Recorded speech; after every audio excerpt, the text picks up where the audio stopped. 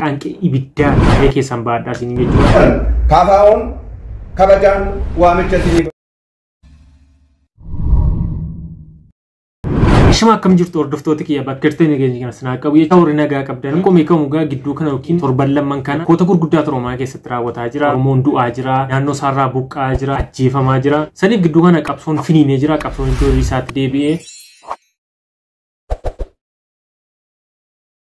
ajjechaan uummata Oromoo irraa dhaabbachuu qaba. Oromoo wareegamuu qabu, daangaa irraa buqqa'uu qabu, lafa isaarraa buqqa'uu qabu, eenyummaan isaa mulqamuu qabu kan jedhuuni hiriirri Kita Oromiyaa hundumatti gaggeeffamaa jira. Gochoota gara jabeenyummaa takka gurraan dhageenya malee arginee hin beekne fiilmii keessatti illee kan arginee hin beekne Oromoo irratti raawwachaa jira jechuudha. Viidiyoon babee haga morma nurraa muranii baatanii deemanii ittiin dhaadachuutti kan gahantu jira.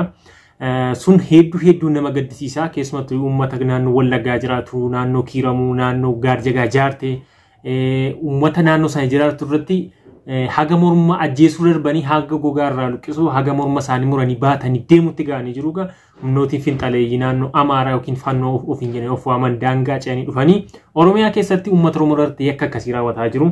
Saniif kun hedduu garaa nama madeessaa gocha jibbisiisaadha. Gocha dhala namaarraa hin eegamne namni nama ajjeesamne erga ajjeesee habaatanii deemuu jechuun fiilmii keessatti yoo argine waan haga naga jechuudha. Akka fiilmii hororii kan namatti fakkaatu dhugaa baay'ee amanuuf waan namatti cimudha. Saniif Oromoon dararaan keessummeessaa hin jiru mootummoota durirraa kee haga mootummaa Oromoo ofiin jedhee mootummaa kootinan bula jedhutti Oromoon garri caalu dararaan hin argine hin jiru ammallee dararaa argaa jira. Saniif haga dandeenye sagalee waliif taanu jechuun barbaada. Oromoon naannoo hundumtuu tokkummaan isaatii kanatti nu barbaachisa. Sagalee waliif taanu ajjechaan kun haa dhaabatu. Tokkummaa keenya haa cimsannu uummata keenya sagalee taanu jechuu barbaada. Namooti dandeessan immoo gargaarsi walitti qabamaa jira. Kun akka baaneree asirratti argitan kanaanii koreen ijaarame namoota naannoo isaaniirraa buqqa'anii beelaan rakkataa jiranis waan qabaniin gargaaruu dandeessu. Waan maallaqa qofa osoo hin taane waan qabdaniin uffataan, nyaataan, sukkaaraan, xaafiidhaan waan barbaaddaniin jechuudha.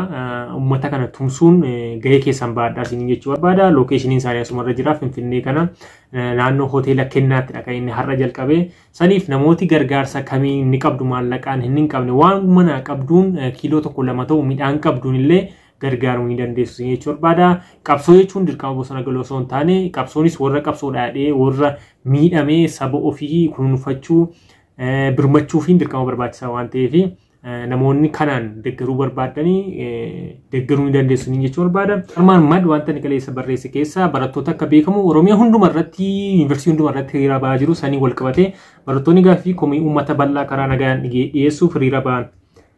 Hamman argutti hokkara ta'es jeequmsa homaatu hin kaasne. Mootummaan dhaamsa barattoota kanaa qalbiin dhaggeeffatee furmaata fiduu malee kana dhiisanii reebuu fi hidhuun cal'isiisuuf yaaluun balaa biraa affeeruudha.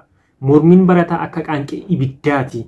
Qaanqeen dhaamsuuf yennaa rukutamtu adda facaatee waan fiddu yaadannoo yeroo dhiyooti jedhe. Yoo kana dhaggeeffannee immoo walitti deebina.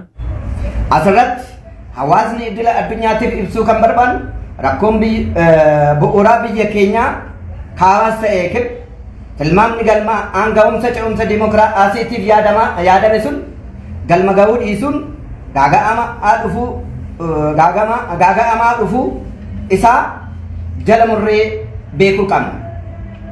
Kanaafuu kanneen jaallan Itoophiyaa taatan hawaasni idila addunyaa mootummaan federaalaa Itoophiyaa biyyattii mara keessatti keessumaa Oromiyaa keessa kan jiru wal dhabdeewwan siyaasaa karaa humnaa irra mariif karaa nagaa hiikuuf ejjennoo danqamaa isaa irratti jijjiirraa yaadaa akka taasisuuf dhiibbaa siyaasaa barbaachisu akka taasisaniif waamicha isinii godha.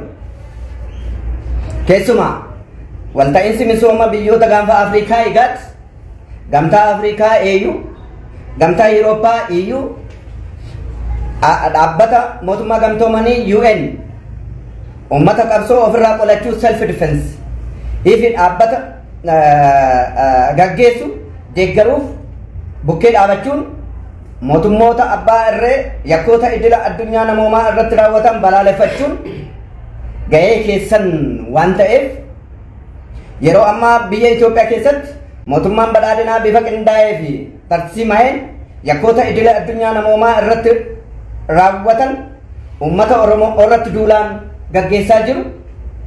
Kana hubachuun gocha mootummaan badhaadhinaa kanarratti dhiibbaa taasisuun akka uummata Oromoof Oromiyaa cina dhaabbattan KFO'n kabajaan waamicha isinii godheera.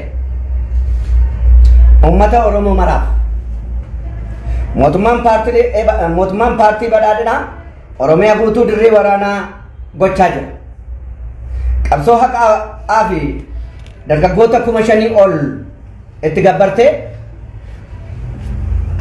uumama sirna federaalizimii dhugaaf dimokiraasii barootaaf qabsaa'aa fi turte gatachiisuun gaaffiiwwan mirga kaasaa turte tokkollee osoo siif hin deebisin faallaa isaatiin waggootaniif irratti qabsaa'aa turte sirna ukkaamsaa sadarkaan sirratti deebisee ijaaruuf kan ifa ta'ee fi dhoksaa ta'een yaalii qindaa'aa erga eegalee bobboleera. Sababa kanaafis wareegama ilmaan keetiin carraa jijjiiramaa fidde butuu isaarrayyuu balaa eenyummaa keef jiraachuu kee si qoru fuuldura keetti danqamee jira. Balaa ija baasee sitti dhufe kana tokkummaa kee eeguun bifa qindaa'een fi ijaarameen mataa kee, qe'ee kee, ganda keef naannoo kee walumaa galatti Oromiyaa dammaqinaan akka eegdu kallattii maraan walii birmachuudhaan wal bira akka dhaabbattaniif walumaa galaan yeroo qormaataa kana darbuun akka dandeessaniif KFO'n waamicha seenaa qabeessa isinii godheera. Humnoota siyaasaa haqaan Oromoof qabsooftaniif dhumaatii cunqursaa fi salphinni uummata Oromoo irratti hanga har'aa gahaa jiruu fi sababiin duraa cimina humnoota cunqursootaa osoo hin taane wal qoqqoodii humnoota siyaasaa Oromooti. Dhugaa kana sirriitti hubachuun garaagartummaan siyaasaa xixiqqaa cinatti dhiisuun balaa jiraachuu dhabuu uummata keenyaa fuuldura dhaabbatee jiru kana haala dandeenyuun iddoo dandeenyutti waloodhaan akka ofirraa ittisnuuf qabsoo walootiif waamicha seena qabeessa KFO'n isinii dabarseera. Hordoftoota kiyyaa viidiyoo mormii wal qabate kana fakkaata uummata keenyaaf sagalee taanu bakka jirrutti waan dandeenyu wal bira haa dhaabannu siin jechuu barbaada. Rabbi nagaa buusu yeroo biraa viidiyoo biraatiin galutti deebinutti nagaan